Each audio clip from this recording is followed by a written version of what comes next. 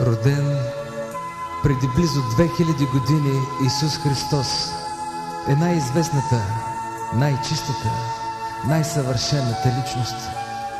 Неговият кратък, скромен и все пак пълен с величие за неувяхваща слава живот преминава границите на безсмъртието.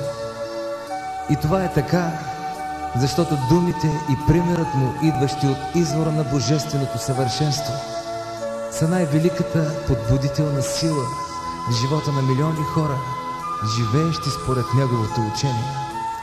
Исус не бе писател, но странно, той бива цитиран повече от всеки друг писател и неговите думи са прониквали до най-отдалечените краища на земята, като са преведени на почти всички езици и диалекти.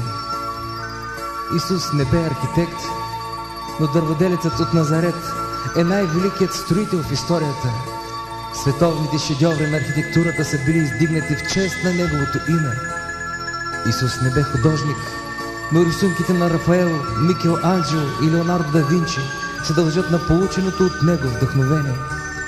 Исус не бе музикант, но прочутите музикални произведения на Хайден, Хендел, Бах, Бетховен, Менделсон достигнаха най-високото си съвършенство в песните, симфониите и ораториите, написани в чест на неговото име.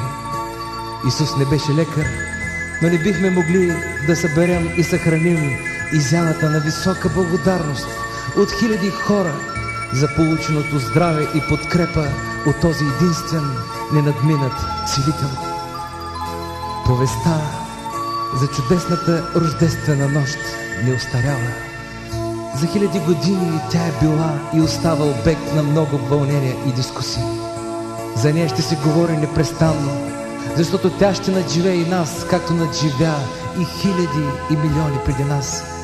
Затова нека да не допуснем на своя непрекъснат победен ход повестта за рождението на Исуса Христа да мине покрай нас, без да ни обгърне с божествената си светлина, да ни изпълни с възторга на небесната песен и радостта, с която е придружено раждането на всяко ново създание.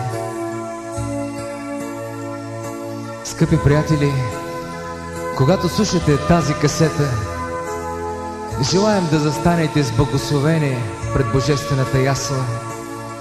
С разтворени сърца приемете донесените в нея божествени истини.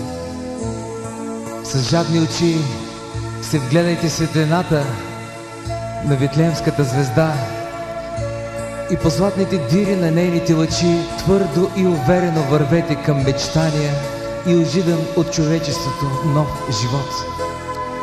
Дълъг нанис от векове ни делят от онази епоха на святата рождествена нощ.